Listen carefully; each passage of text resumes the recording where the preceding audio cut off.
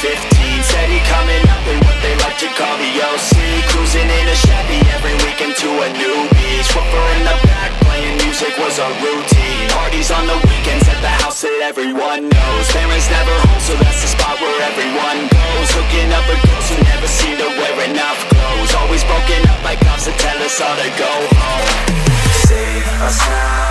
These kids are running from their dreams, never feeling free. We must stop this, make it count. This life is nothing but a story.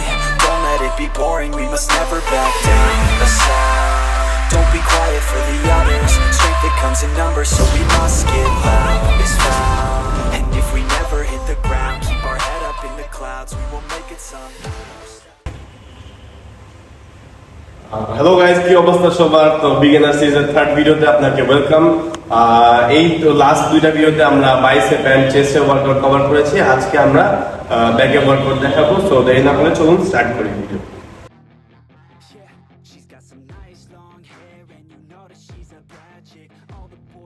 So আমাদের first workout হচ্ছে supported চিন up বা supported pull up. তো অনেক ট্রেনাররা বলে থাকে যে ফার্স্টে আপনাদের পুল আপ দিয়ে শুরু করা উচিত। ঠিক আছে, কিন্তু সবসময় কি সবার হাতে স্ট্রেংথ থাকে না। তো যাদের জিমে এই মেশিনটা আছে তারা এই মেশিন দিয়ে স্টার্ট করতে পারে, আর যদি এই মেশিন না থাকে তাহলে ল্যাট পুল ডাউন দিয়ে স্টার্ট করতে পারে। এই মেশিনটা দিয়ে যেভাবে স্টার্ট করবে সেটা হচ্ছে এইখানে ওয়াইড, এইখান থেকে যতটুকু স্ট্রেট আছে এখান থেকে আমাদের এতটুকু ওয়াইড রাখতে হবে হাতকে। সেম এখানেও।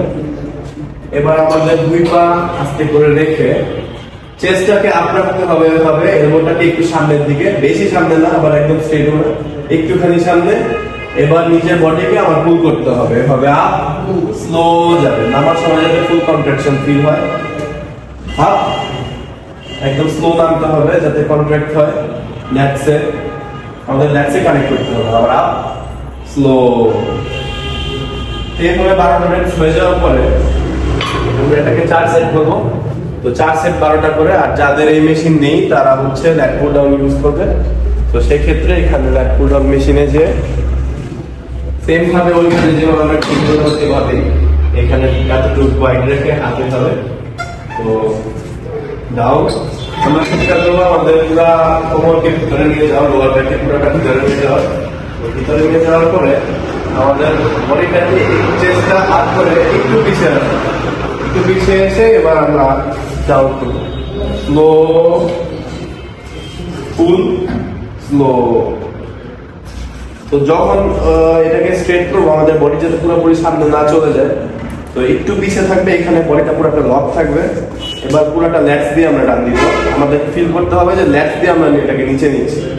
তো ল্যাটস দিয়ে ডাউন স্লো, আবার ফুল স্লো। তো এইটা এভাবে সেম ভাবে 4 সেট 10 থেকে 12টা করে আমরা রেক্স করবো। এরপর আমরা চলে যাবো নেক্সট ওয়ার্কআউট।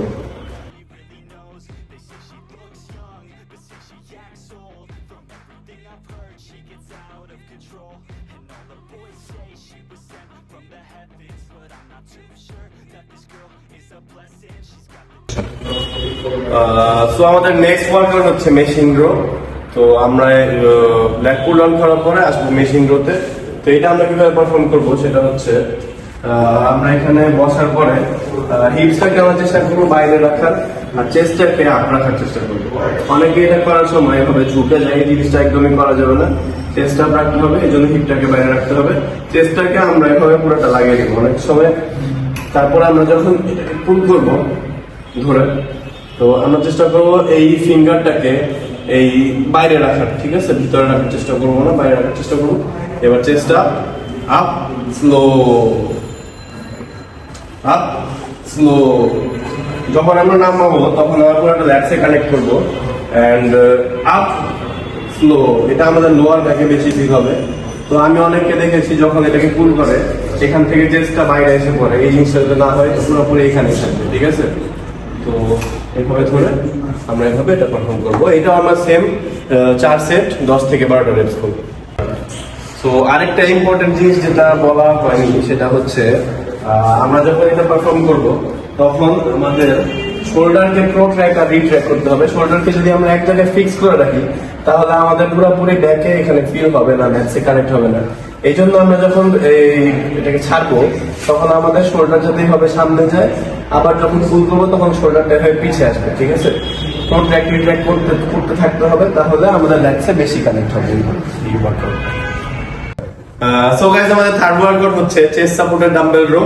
তো এটা অনেকে চেস্ট সাপোর্ট ছাড়া করে। তো ছাড়া করলে কি হয় যে চেস্টের সাপোর্টটা না থাকলে বিগিনার যেহেতু, তো তাদের চেস্ট ঠিকঠাক থাকে না, তো ল্যাটসও ঠিকভাবে কানেক্ট হয় না।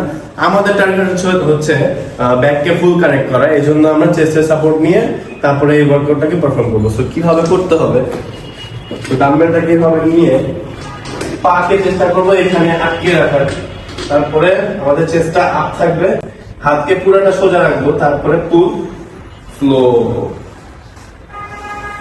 পুল স্লো, আপ স্লো। ডাম্বেলের যে ওয়েটটা সেটাকে আমরা পুরোটা ল্যাক্সে ফিল করবো, আপ স্লো, হাতকে পুরোটা সোজা রাখবো, তারপরে pull slow, pull slow, up slow.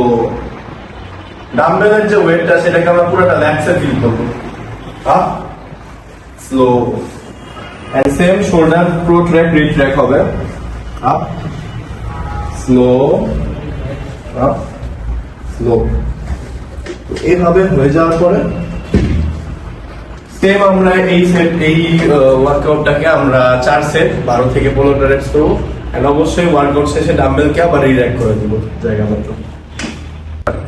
তো এইবার আমাদের যে ওয়ার্কআউটটা হবে সেটা হচ্ছে আমাদের ফিনিশার ওয়ার্কআউট, সেটা হচ্ছে সিগেট রো এর সাথে হচ্ছে স্ট্রেট আর্ম রো। তো এই দুইটা ওয়ার্কআউটের কম্বিনেশনে আমরা ওয়ার্কআউটটাকে শেষ করবো। কম্বিনেশনটা এইভাবে হবে, সুপার সেট যেগুলোকে বলে। তো আমরা এইখানে 10 থেকে 12টা রেপস করবো, করে আমরা ইমিডিয়েট কোনো রেস্ট না নিয়ে সাথে সাথে আমরা স্ট্রেট আর্ম রোতে চলে যাব। তো দুইটার কম্বিনেশনে 1 সেট হবে, এইভাবে আমরা 3 সেট করবো। তো আমরা যেভাবে পারফর্ম করবো সেটা হচ্ছে বসার পরে আমরা নিচের দিকে ধরবো, উপরে রাখবো না, হাতকে নিচে রাখার চেষ্টা করব এবং পুরা হাত দিয়ে গ্রিপ করব, ঠিক আছে? অনেকে একদম আঙ্গুলের একদম শেষ প্রান্ত থেকে গ্রিপ করে, তাহলে কি হয় 5-6টা রেপ করার পরে হাতের থেকে ছুটে যায়। তো আমরা চেষ্টা করব একদম পুরো হাতের নিচ থেকে উপর থেকে গ্রিপ করার। করার পরে এবার আমাদের চেস্ট আপ থাকবে, ফুল স্লো, বডি একটু সামনে যেতে পারে বাট বেশি সামনে যেতে না যায়। সেম টাইম আপনি যখন পুল করবেন তখন যাতে খুব বেশি পিছিয়ে না চলে যায়, এটা একটা স্ট্রেট লাইনে থাকবে এভাবে। আর অনেকে দেখা যায় পুল করার সময় এভাবে পুল করে, এই জিনিসটা খুবই ইম্পর্টেন্ট যে আপনি একদম আপনার নাভি বরাবর পুল করবেন। Slow up, slow up, slow. এখানে একটু হালকা লক করার চেষ্টা করবেন এবং স্লো ছাড়বেন। এই জিনিসটা করার পরে ইমিডিয়েট কোনো রেস্ট না নিয়ে আমরা চলে যাবো স্ট্রেট আপ রোতে। তো এখানে কেবল রেডি, এখানে পিছিয়ে আসার পরে আমরা প্রথমে বডিটাকে সামনে নিব আর চেস্টটাকে আপ করবো আর হিপটাকে পিছিয়ে এরকম করে রাখবো। আর আমাদের যাতে করার সময় বডি যাতে স্ট্রেট না হয়ে যায় এরকম থাকবে। তো আমাদের হাত পুরোটা নিচে আসবে, স্লো ডাউন, স্লো। এটা করার সময় যাতে আমাদের হিপ বেশি নিচে না এসে পড়ে, আবার যাতে আমরা এরকম করতে করতে যাতে একদম স্ট্রেট না হয়ে যায়, এই জন্য আমাদের পুরো বডিটাকে প্রথমে এভাবে ফিক্স করে দিতে হবে, চেস্ট আপ রাখতে হবে। এবার ডাউন, স্লো। একটা জিনিস মাথায় রাখতে হবে যে আমরা প্রথম রেপটা যেভাবে পারফর্ম করবো শেষ সেটটা যাতে ওভাবেই পারফর্ম করতে পারি। তো এই জন্য আমরা ওয়েট একটা মডারেট একটা ওয়েট নিব, বেশি ওয়েট নিয়ে এইগুলো লিফটিং করবো না, একদম মডারেট একটা ওয়েটে আমরা 12 থেকে 15টা রেপ পারফর্ম করবো। এভাবে সেম একটা সেট হয়ে গেলে 3 সেট করবো মোট, ওই দুইটা একসাথে। তো এইভাবে আমাদের ওয়ার্কআউটটা শেষ হবে। সো গাইস, এই ছিল আমাদের বিগিনারদের ব্যাকের 4টা workout. I hope you guys like this video. And এরপর আমরা শোল্ডার ট্রাইসেপসের ভিডিও নিয়ে আসবো। তো ওই ভিডিওগুলো দেখার জন্য চ্যানেলটিকে সাবস্ক্রাইব করবেন, like, comment, share and subscribe please. Thank you so much.